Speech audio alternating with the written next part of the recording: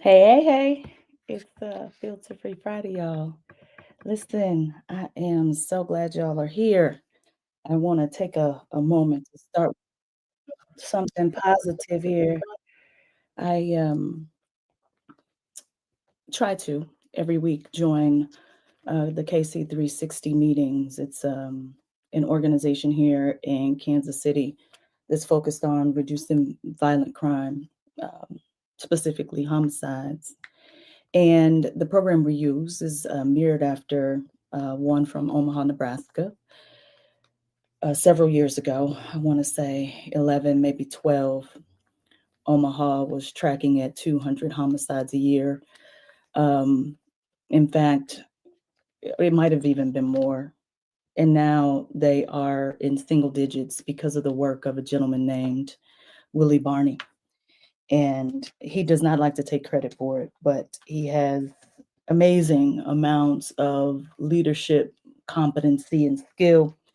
It's a beauty to watch him navigate a room of folks from police officers to former shooters to business leaders to um, parents impacted by violent crime, to nonprofit agencies, to trauma surgeons. It's just a room full of people with a lot of different lived experiences coming together to get that number down. Now, Willie would say it's not because of him, it's because of the concerted effort of everybody in that town who has been working diligently on violence interruption, on social safety net services, on creating business impact in high need areas.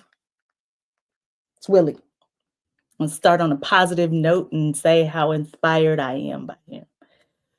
One thing that he reminds me of is the leadership approaches that I used to see often at Hallmark Cards. There were so many people who had great amounts of emotional intelligence. The good news about that is that I can teach you, because I work there in learning and development, how to communicate effectively. I can teach you nonviolent communication. I can teach you emotional intelligence. I can um, teach you how to listen. The challenge is that sometimes, while it's always important to be emotionally intelligent,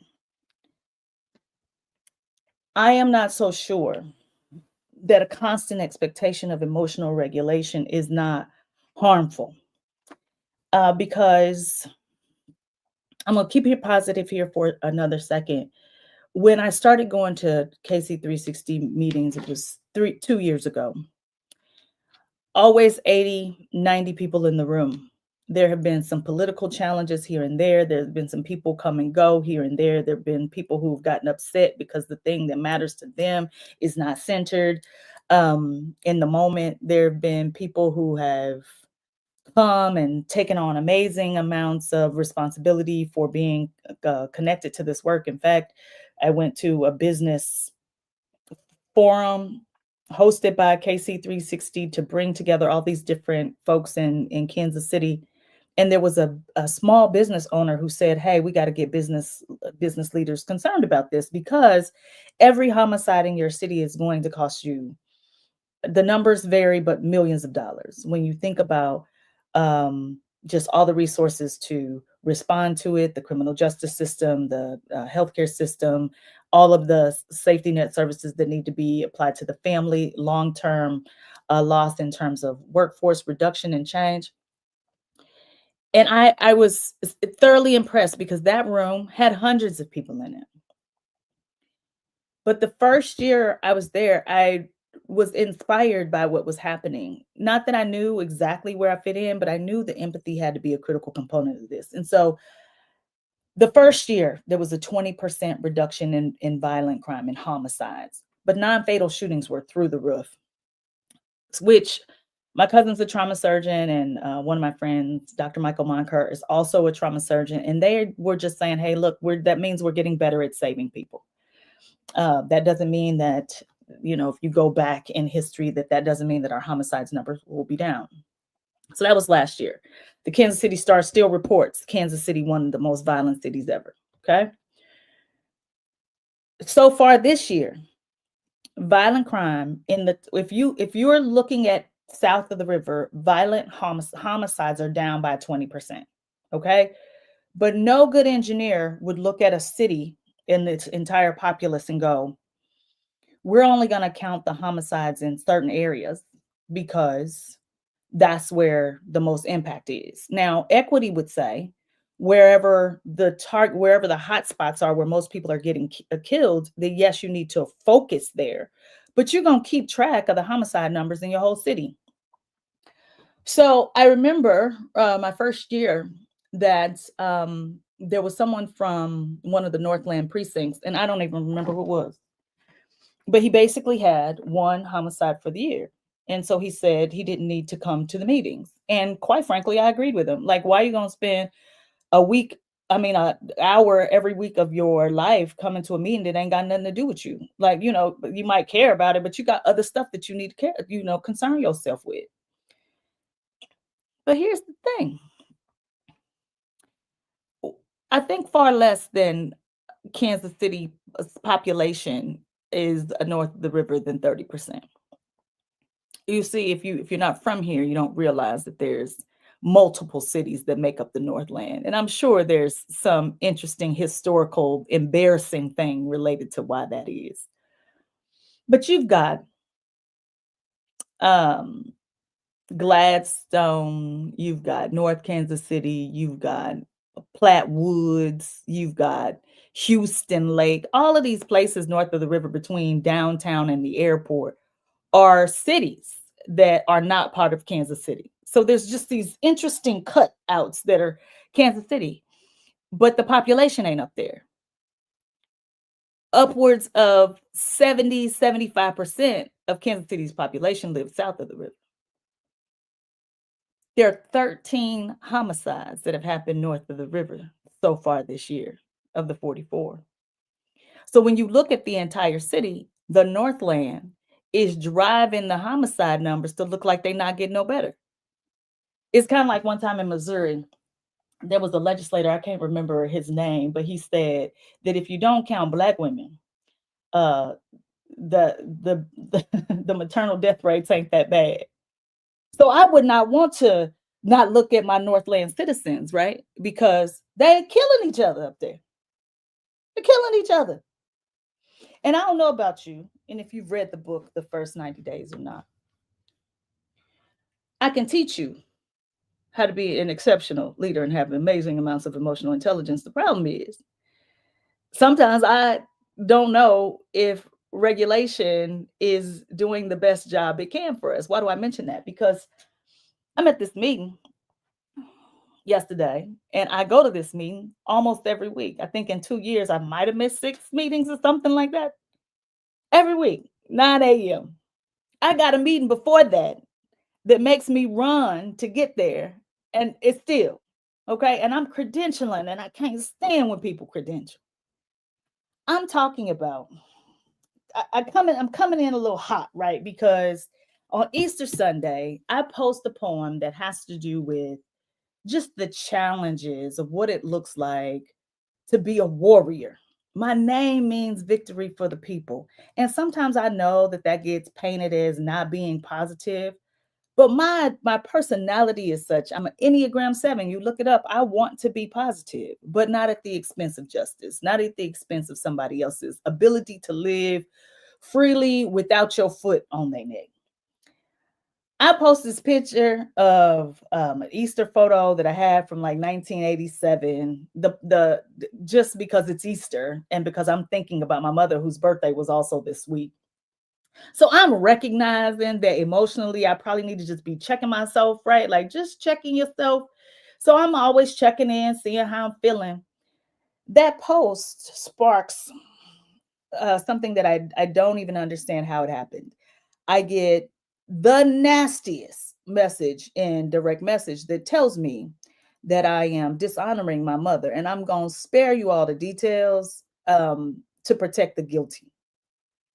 I mean, I'm being called all kinds of names, threatened with violence. I mean, it's just ridiculous. And I do that thing I do, which is quite frankly is a problem. I immediately go to, what can I learn from this? What is this teaching me? Where is the gratitude in this moment? And what I've learned, I asked ChatGPT to analyze all my writing. I uploaded all my articles. I uploaded all my books. And it said that I've done a lot of emotional labor, but one thing that I still need to work on, and it was so gentle. It said, one thing you need to work on is that you're still pushing past your feelings, but you're doing it in a way of learning and gratitude instead of sitting with it. And I was like, dang, that is exactly what's happening to me. So I see this message. I immediately start thinking about the learning and how I can share and help other people learn from it. And um, then I realized it took me a whole day to realize that, nah, it wasn't gratitude I felt. I wasn't feeling gracious. Nah, no, no, no, no, no, no. It wasn't I was not feeling angry even. Wasn't anger. I wasn't feeling sad. It wasn't that either. You know what it was? It was hurt because the person who was giving me the business in DM, I have tried to care for, I remember trying to care for their emotional state when the entire world was falling down around them. Times they can't even remember because they ain't old enough to remember. Telling me, telling me that I don't have a right to my truth, right? So I'm thinking about all the people who I have spoken with about my own like DNA discovery and what I learned from it, right? Because I took that pain and thought about immediately, what could I learn from it? What could I learn from it? How could I help other people learn from it? One of the proudest things I feel as a result of it is, yes, my heart has broken wide open and I'm softer. I'm a softer person. I know that I have helped at least a dozen people find their own family. I have um, addressed the shame that people feel around the topic of DNA discoveries. And listen, if you got to go today, I'm gonna be a little long. I'm gonna be a little long here. And somebody corrected me last night and they said, listen, man, what you dealing with is dishonest harmony. I never heard the term, those two words put together like that. They were like, this ain't your truth. This is the truth. There's some things that are indisputable. A scientific DNA test is one of those. There's nothing to defend. How you defend science? You don't have to defend science. It is. There's no two sides to a story when there's science. And the truth of the matter is, if somebody wanted to have a conversation with me to defend themselves, they would have brought a situation up. But you can't keep something wholly secret and then later, when the person has to deal with the mess on their own, then go, you know what? The fact that you sharing the truth is a problem for me. So this how the week start, right? Like this is how the week starts. And then every day, another executive order that is specifically targeting Black people, specifically targeting Black people. And when I showed up yesterday, I was on my way to the 360 meeting when I open the social media app and I see that my cousin, it's a long story, Tommy, has shared that there was a ATV, one of those races in the street. I don't even know what you call them. If somebody knows what you call them, please put it in the chat now. I'll make sure I'm using the right term. But mostly young people are in cars burning, turning wheelies and burning rubber and taking over the whole street. It looks like it's really fun. I'm not sure how anybody insures this activity because it looks incredibly dangerous. I can't imagine an insurance company insuring any of this. But one of the ATV riders runs over a police officer And then Popsa Willie circles back and runs over him again. Apparently, this police officer is in critical, or I don't know if he's in critical condition, but he's got serious injuries. Thank you, Michelle. A sideshow. Now, let me tell you how bias works. You can't swim in this water and not get wet. Because of the location of the sideshow, I assume that the person on the ATV is Black. I'm embarrassed by that now because, of course, that child was not Black, because if they were, they would have been shot. A Black child is not going to get an opportunity to run over a police officer. But again, the way bias works, your head just kind of plays these tricks on you because you've been getting this media input, right? I find out ATV rider is a white. Now, last week at this KC360 meeting, what you should know is that there are police officers who show up. I am so grateful for them, because I don't know if I would show up if I was a police officer. I had the opportunity not to show up because everybody ain't there excited about enforcement, right? Like I think most people know that you need enforcement, but everybody ain't there excited about enforcement.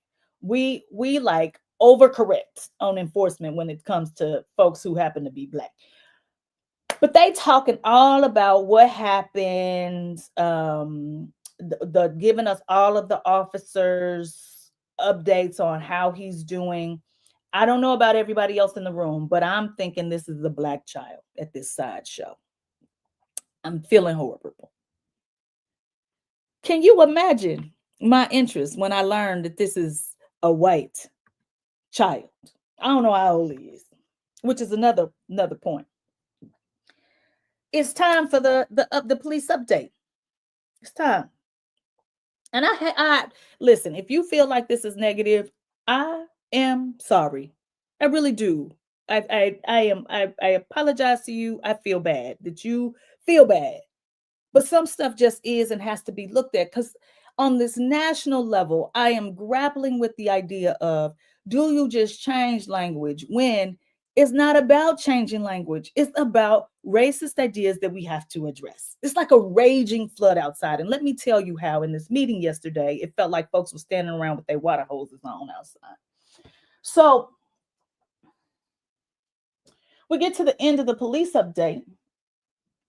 Lo and behold, there ain't no mention of that ATV rider. We ain't said a single word about the race, the gender, the age, none of it.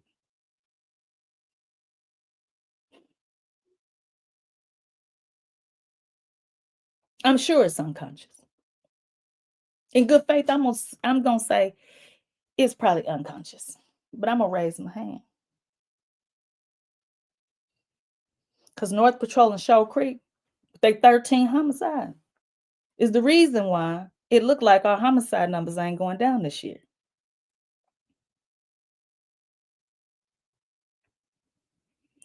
So I asked the question, where are they? Turns out North Patrol was in the room. Very nice guy. But he didn't raise his hand. You know who raises their hand? Young Black female from the mayor's office. And she stands up to tell me, this is why I mentioned the first 90 days. It's her first meeting. She ain't never been there before. If she has been there, she was there one of those 6 times I missed in the last 2 years. And she says, well, the homicides in the Northland are domestic violence related.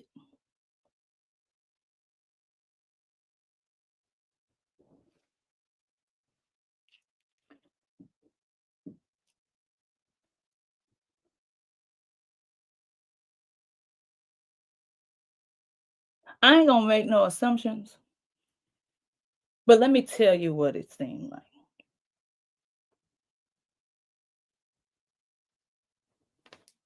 You probably should have read the first 90 days. How many of y'all go to a meeting? It's your first time in the meeting, and somebody asks a question, and you stand up and you gonna educate the person who asked the question. They ain't asked the question to you. They asking the question to the police. Now, in this particular case, we're talking about race. racism and how race dictates how information gets shared. And you're going to stand up and tell me that the reason why people killing folk is the reason why we ain't talking about it in the Northland versus in the South. I've lived in this city for 48 years. I refuse to credential myself in those meetings. But you need to know that my ego was telling me, girl, credential yourself. Like, credential yourself. But why am I mentioning all of the emotions I had this week and all the other stuff that happened? Because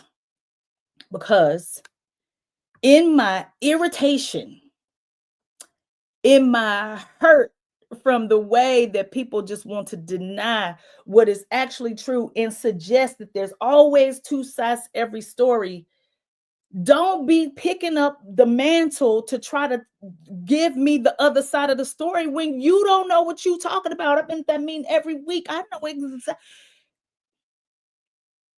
I live in 64151. I live in the Northland. I have driven past one of those homicide sites while it was happening. The FBI come up here and shoot somebody. That's my neighborhood. I was on a walk in my neighborhood. Here's the difference. See, here's the difference. You see, when the person is white, no one talks about it. You know, if they do talk about it, guess what they're not saying? Oh, those Northlanders is just killing each other. If it wasn't for them, our numbers would be just so wonderful. You know what else they're not saying? They're not doing prayer vigils out in the middle of the street, suggesting that if Northlanders just had more faith, that they wouldn't be killing each other.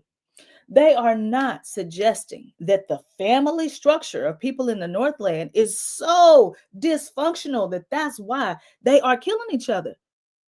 You see, if the numbers were reversed, if we had, because you know, from 1 to 13 is a 13 times increase.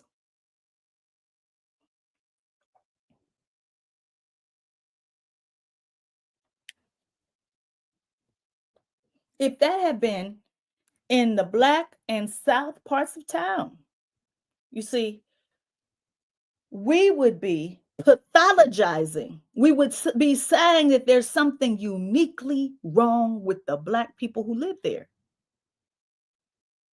But because you can't swim in this water and not get wet, I had a Black woman trying to tell me, oh, there's a really good reason why we're not talking about those 13 up there. Because you see, this domestic violence. Why you think most people killing each other? We got legal language for it. And listen, I'm sorry if y'all feel like this is negative, but we done got to 90 days worth of this. And I wasn't saying a whole lot about what's happening on the national stage because I read the first 90 days. I'm trying to see what's going to happen. And listen, it has been made patently clear that this is an attack on Black people and poor people. And if you don't know, those are not the same thing. This is an attack on everyone who happens to not be extremely wealthy and also white. How do you tell me? How do you tell me? Sometimes I swear it's not racism that we are up against, it's ignorance. Anti-intellectualism is so strong. You sit at me and look at me and tell me, let somebody defend themselves. Listen, man, the science say I got a different daddy. And listen, man, I sit on the board for the DNA Angels. You can't sit on the board if you did not have a DNA discovery. These are facts. Now, if you think that that makes my mother a whore, that's your problem to deal with. Don't try to Jedi mind trick me into saying that if I act like this ain't happened and keep my mouth shut, that somehow that gets us better results. This person told me this week it's called dishonest harmony. I wrote it down because I wanted to remember the word, because here's how I understood it. Patrick Lencioni, the best leadership expert I've ever known, Christian white man, his book called The 5 Dysfunctions of a Team. If you lead people and you ain't ready, you need to read it, because he says there are 5 specific dysfunctions of a team. One of them is we don't have trust. The second one is We don't know how to have healthy conflict. And you know what it looks like when you don't know how to have healthy conflict? It looks like artificial harmony. It looks like people saying you just need to be positive. It looks like people saying you just need to be grateful. It looks like people saying you just need to be silent. And if you buy into artificial harmony and do not engage in healthy conflict, if you cannot elevate the truth and bring light to it, you're never going to get people to be committed. And when you can't get people to be committed, guess what else they ain't going to do? Be held accountable for nothing else they've done either. And people who lack accountability ain't going to get results. You know what else breaks my heart? 20% reduction year over year from the first year. Looking like we trending towards a 20% reduction this year. If we could get the Northlanders to have some conflict resolution strategies, we need to send Aim for Peace up there. We need to send concerned clergy up there. We need to be having them prayer vigils in the street, pulling out the come on, United Methodists, come on, Presbyterians, come on, get all out in the street and circle around and pray for them families up there in the Northland, because they're killing each other at disproportionate rates because they don't have conflict resolution strategies. And then I want to see somebody on the news saying something like, well, what has happened to their families? What happened to their schools? I'm being completely facetious because you know it's not going to happen. And so when I am like, okay, I refuse to hold the line for dishonest harmony, for artificial harmony. Healthy conflict means that sometimes we got 10 things to talk about. We disagree about 2 that we can't always talk about the 8. Sometimes somebody got to. I was at that meeting an hour longer than I needed to be. Why? Because I'm apologizing. And today I'm mad at myself because I brought up the 2. Somebody I respect and appreciate walks me to my car and then starts explaining it away. Well, you know, we only talk about the demographics in the hotspot areas. That's not true. First of all, that's not true. If you can tell me the demographics of the person who does anything when anywhere in this city, if they happen to be Black. I'll just use a situation that is completely unrelated. Former Mayor Pro Tem Miss Collins gets assaulted while she's downtown. Old Black woman, if you're not from around here, somebody takes her purse and knocks her down. It's been a month easy.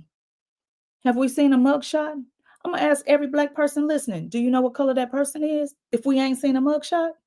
Because every Black person listening knows if you have not seen a mugshot, you know it's the white person. And I get it. We can't control the media's narratives, but when we in these rooms together, working on things together, supposed to be a united front, don't have a raging flood outside like the media and then come in this room and turn your water hose on like you ain't adding to this. You are adding to this. And then when I mention the ATV, we're going to say, well, you know, we really can't put up a mugshot of somebody who has not been charged. You should have seen the old Black saints in the room going, are you kidding me? Are you kidding me? Are you kidding me? Because we all know that we know the color every time. It's a violent crime against us.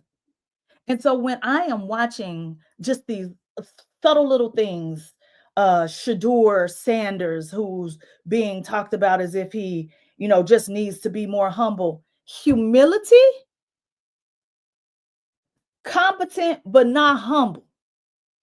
How do you fix your voice to say competent, but not humble? And so much so, some of y'all even saying he not competent because he not humble. But the highest leader in the land has no humility. How do you reconcile that?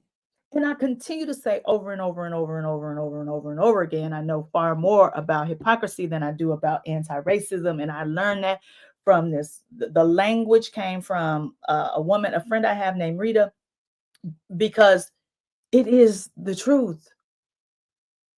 The hypocrisy this idea that we're talking about, another little line that is just bugging me this week, everybody don't need to go to college. Let me tell you what's going to happen if we keep throwing that out there like that.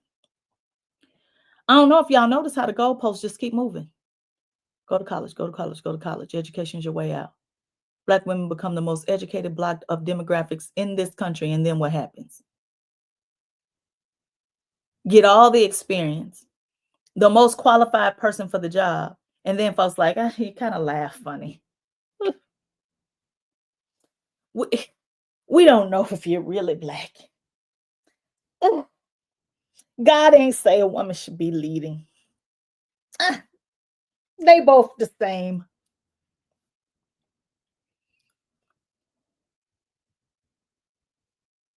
The hardest class I ever took was actually not an engineering school. It was a class in my master's program, adult learning class about big data. And it was trying to show us how to share numbers in the trillions and billions of people. It's hard to get your mind around. And so when folks are like, oh, $25 million worth of waste, if the budget is $1 trillion, like it's not even a penny. It's hard to get your mind around big data, which is what makes it even harder for us to get our minds around what is actually happening here in this country right now. When someone has enough money that if you started counting their money today, it would take you 13,000 years to count to the amount of money that the man has. And so when someone like that tells you that they're getting rid of waste, you should be concerned about why someone with that much money is trying to tell you about waste, and the way they getting rid of waste is by not feeding poor people because they found $1 million worth of waste somewhere.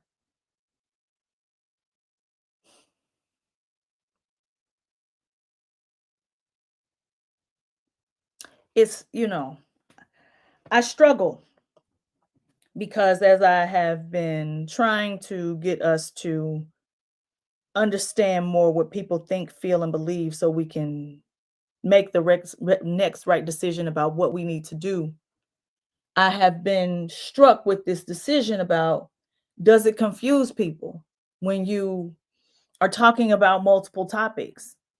But the thing is, the reason I started talking about empathy so much was because there was a woman who came to me and she was so emphatic. She was like, y'all making DEI too complicated. It's just Black history. Just say it's Black history. They're trying to get rid of Black history. But DEI is not Black history. DEI is not Black anything. Diversity means difference. There's not a single person on the world who gets to say, I'm the norm and the rest of y'all different from me. That's not how this works. White people are diverse. Men are diverse. You get two people in a room, they can look exactly the same. You can get me some identical twins in a room and they are different. You know why they different? Because one of them is the sibling of the other. They are not experiencing the world the exact same way. There's no such thing as somebody who's not different. Now, if we talking about racial diversity, say that. If we talking about women, say that. But the reason why they want us to be so confused about the topic is so that they can attack Black people. That's what this is. That's what this is. And it happens in subtle ways, like, all the demographics of the one Black man who's 38 years old, who's maybe didn't get shot by somebody else, but you can't tell me the demographics of those 13 people up in Northland who are running these homicide numbers up. Why you know one and you don't know the other? Then there's another person pulls me to the side and they go, well, but we do want targeted interventions. We should be working where the work is the greatest. Yeah, you should. And when somebody else outside of that target zone is making the numbers go up, because here's what y'all need to know: non-violent shoot or non-fatal shooting, excuse me. So people get shot and don't die, down by half. I had a conversation with someone who was like, it ain't working. Ain't nothing y'all doing working. If it is working, it ain't because of the work you're doing. How do you say 85, 90 people getting together every week and they are focused on business development, violence interrupters, working with politicians, creating opportunities for youth, nonprofits from many different sectors, politicians, every week focused just on anti-violence. And how do you say that the reduction ain't got nothing to do with the work of these people every day? Anecdotal evidence would tell you that something must be working. We have an example in Omaha that works just perfect. You know, there's an interesting spirit on our city. And I think it can be boiled down. I'm oversimplifying, but I think it can be boiled down to Midwest Nice. In the spirit of always being positive, always getting a learning, always being gracious, always shifting past what might be wrong. We won't lift up the rock and look at the dirty worms. Because somehow not lifting up the rock and looking at the dirty worms means the worms ain't there, I guess. But that's how you ain't got no murders one year, but you ain't doing nothing related to violence. And then now you realize that violence don't have no barriers. That domestic violence knows no income, race, gender, class. And now done shown up on your doorsteps. And we having a crack cocaine versus opioid epidemic crisis. Now, listen, I don't mean to keep y'all long.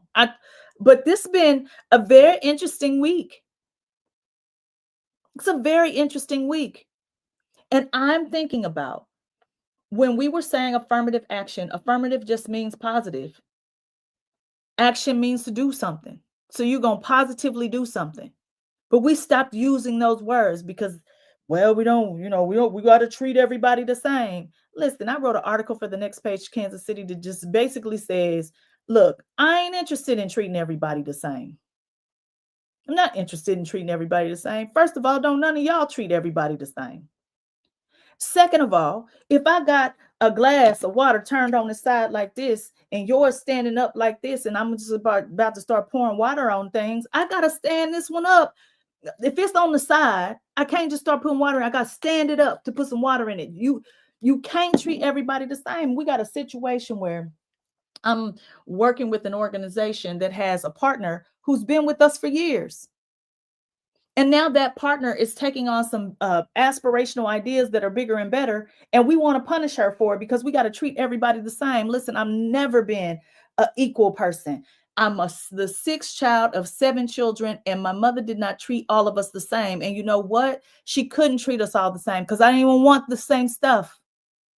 First of all, it wasn't the same time. Second of all, she wasn't the same person. Third of all, now I know we ain't even got, like, we just not the same. So you can't treat everybody the same. This idea, and it shows up, it sounds noble. Oh, we got to be consistent. Consistent? You got a child who ain't ate nothing ever in the room with a child who got all the food and accoutrements in the world, and you give them all a peanut butter and jelly sandwich, and you say, see, I treated everybody the same. One of them got a peanut allergy. Like, what are we even talking about here? We understand this concept that some people need different things all the time until it suits our own interest. And it seems to be our own interest is always at the other end of where Black folk are. Straw that broke camel's back. I was going to get on here today and find something else to talk about. I'm watching a little video of our beloved Patrick Mahomes. He done cut his hair off. Fine by me. I'm watching this little video. I actually think he looks nice with his hair cut off. Well, at the end of the video, the man got to say, y'all saw me walking around with all that nappy hair on my head. I got to cut. It's a raging flood outside, and everybody's standing around with their water hoses on. It's Filter Free Friday, y'all. We got plenty of work to do.